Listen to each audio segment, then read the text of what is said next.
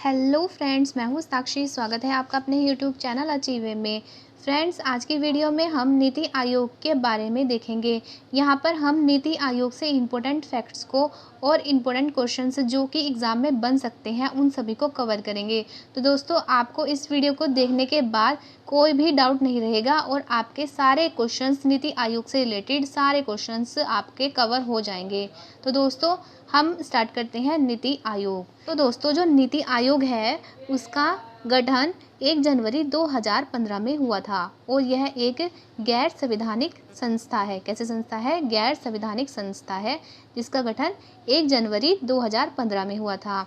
और यह किसके स्थान पर बनाई गई थी? यह योजना आयोग के स्थान पर बनाई गई थी। तो दोस्तों, आपको पता चल गया है कि 1 जनवरी 2015 को नीति आयोग का गठन हुआ था। तो दोस्तों, यह योजना आयोग के स्थान पर बनाई गई थी। तो योजना आयोग और नीति आयोग, इन दोनों में हम अब अंतर देखते हैं कि इन दोनों में अंतर क्या है।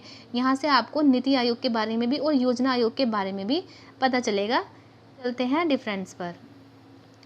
तो फर्स्ट डिफरेंस यहाँ पर है कि यह जो नीति आयोग है वो एक सलाहकार थिंक टैंक के रूप में कार्य करता है। मतलब कि यह एक सलाहकार आयोग है। मतलब यह क्या करता है? सिर्फ सलाह देता है। ठीक है, इसको कोई कानून बनाने का अधिकार नहीं है। यह सिर्फ एक सलाहकार समिति है जो कि सरकार को सलाह देती है। इसके अपोजिट है योजना आयोग। योजना आयोग में क्या होता है? यह एक संवैधानिक निकाय के रूप में कार्य किया करती थी, जबकि इसे ऐसा दर्जा नहीं मिला था। ठीक है, और जो नीति आयोग है उसमें क्या था कि यह सदस्य की व्यापक विशेषता पर बल देती है। ठीक है, और जो योजना आयोग थी यह समिति विशेषज्ञ पर निर्भर थी। ठीक है, और नीति आयोग में और क्या था देखते हैं। यह सरकारी संघवाद की भावना पर कार्य करता है क्योंकि यह राज्यों की समान भागीदारी सुनिश्चित करता है। बल्कि योजना आयोग क्या था? इसकी वार्षिक योजना बैठकों में राज्यों की भागीदारी बहुत कम रहती थी।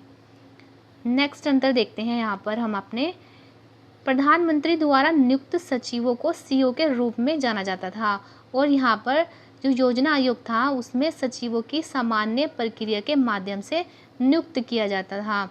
यह बॉटम अप टू अप्रोच पर कार्य करती है और यह टॉप डाउन अप्रोच पर कार्य करती है।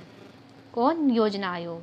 और देखते हैं दोस्तों, जो नीति आयोग है नीतियाँ लागू करने का अधिकार नहीं होता, लेकिन जो योजना आयोग थी उसमें नीतियाँ लागू करने का अधिकार था और स्वीकृत परियोजना के लिए धन आवंटित करती थी। और नीति आयोग में क्या था? इस धन आवंटित करने की शक्ति नहीं थी जो वित्त मंत्री में निहित है।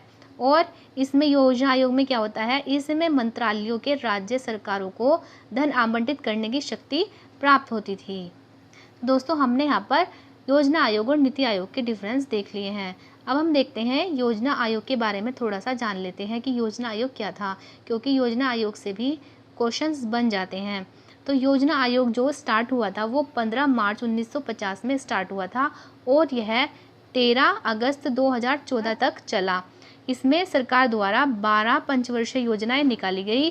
पहली जो पंचवर्षीय योजना थी वो 1951 से शुरू हुई थी और जो अंतिम 12वीं पंचवर्षीय योजना थी वह 2017 में ख़त्म हो गई थी। ठीक है, और जो यह पंचवर्षीय योजना स्टार्ट हुई थी इसका गठन जो था वो किसने किया था? वो जवाहरलाल नेहरू ने किया था और इसके अध्यक्ष भी जवाहरलाल नेहरू ही थे।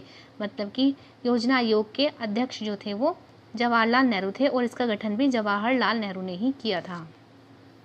तो दोस्तों, आपको पता चल गया है कि योजना आयोग क्या है और इसका गठन किसने किया था।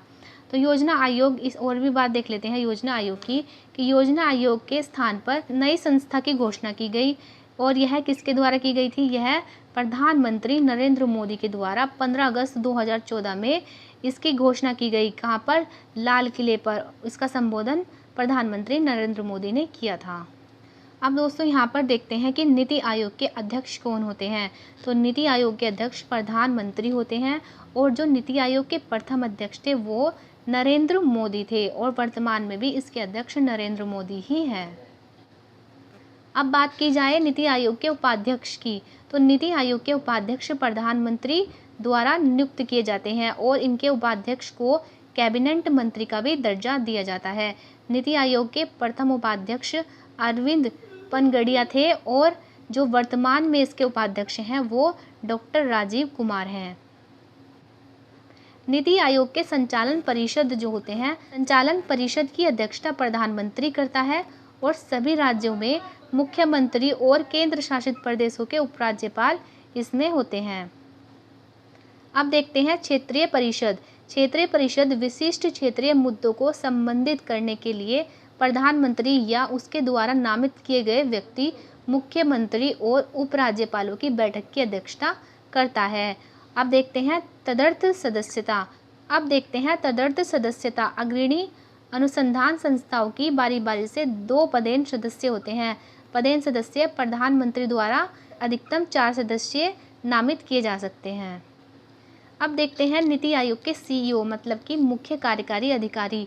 भारत सरकार का सचिव जिसे प्रधानमंत्री द्वारा एक निश्चित कार्य के लिए नियुक्त किया जाता है वो CEO कहलाता है। और सबसे पहले जो CEO थे वो थे सिंधु श्री खुल्लर थे और जो वर्तमान में CEO हैं वह हैं अमिताभ कांत। नीति आयोग के वर्तमान में पूर्णकालिक सदस्य रमेश चंद्र, BK सारस्वत, विवेक देवरिया, डॉक्टर VK पाल हैं और विशेष आमंत्रित किए जाते हैं प्रधानमंत्री द्वारा नामित विभिन्न क्षेत्र के विशेषज्ञ इसमें आमंत्रित किए जाते हैं। और दोस्तों यह भी देख लेते हैं कि नीति आयोग के क्रियान्वयन का दायित्व केंद्र सरकार और राज्य के द्वारा होता है और योजना को अंतिम स्वीकृति राष्ट्रीय विकास परिषद NDA देता है। दोस्तों यह भी जान लेते हैं कि नीति आयोग के 2 प्रमुख हब हैं, टीम इंडिया हब और नॉलेज इनोवेशन हब। इसमें क्या होता है, जो टीम इंडिया हब है उसमें राज्य और केंद्र के बीच इंटरफेस का काम करता है और जो नॉलेज और इनोवेशन हब है यह नीति आयोग के लिए थिंक टैंक की भांति कार्य करता है। तो दोस्तों अब यहाँ पर हम देख लेते हैं नीति आयोग के उद्देश्य। नीति आयोग यह मानता है कि मजबूत राज्य ही एक मजबूत राष्ट्र बनाते हैं। संघीय सहभागिता की भावना को बढ़ाने के लिए राज्यों को निरंतर संचालित समर्थन तंत्र के माध्यम से सहयोग प्रदान करना चाहिए। सेकंड उद्देश्य है ग्रामीण स्तर पर विश्वसनीय योजनाएं बनाने के लिए तंत्र विकसित करना और सरकार के उच्च स्तरों तक इसे उत्तरोत्तर विकसित करना है। थर्ड उद्देश्य है राष्ट्रीय सुरक्षा के हितों में आर्थिक रणनीति नीतियां शामिल की गई हैं। और फोर्थ उद्देश्य है समाज के उन वर्गों पर विशेष ध्यान देना जो आर्थिक प्रगति से पर्याप्त रूप से लाभान्वित नहीं है। फिफ्थ उद्देश्य है प्रमुख हितधारकों राष्ट्रीय और अंतर्राष्ट्रीय थिंक बैंक जैसी शैक्षिक और नीति अनुसंधान संस्थाओं के बीच भागीदारी को प्रोत्साहन देना।